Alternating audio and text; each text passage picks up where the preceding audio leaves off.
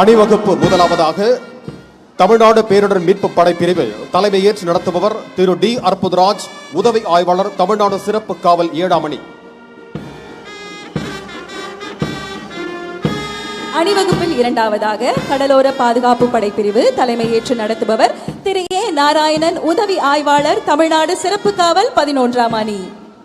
அணிவகுப்பில் மூன்றாவதாக இரு மாநில ஒற்றுமையை பறைசாற்றும் கேரள காவல் படை பிரிவு தலைமையேற்று நடத்துபவர் திரு ராஜேஷ், உதவி ஆய்வாளர், கேரள காவல்.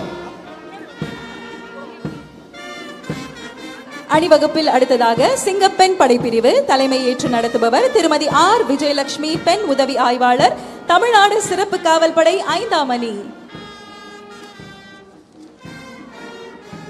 அணிவகுப்பில் ஐந்தாவதாக மாநில காவல் வாத்திய குழு, சென்னை பெருநகர குடலுதும் குழு மற்றும் ஆயுதப்படை வாத்திய குழு தலைமையேற்று நடத்துபவர் திரு தயாளன், ஆய்வாளர், தலைமை அலுவலகம்.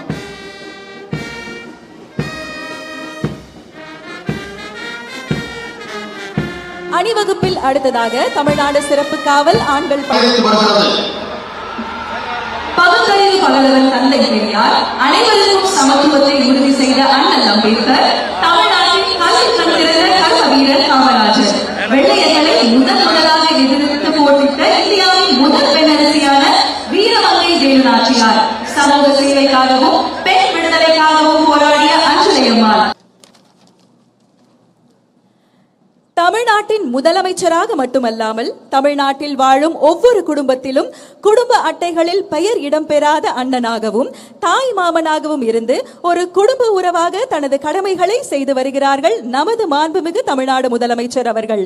அந்த வகையில் அண்ணன் சீர் என்ற மகத்தான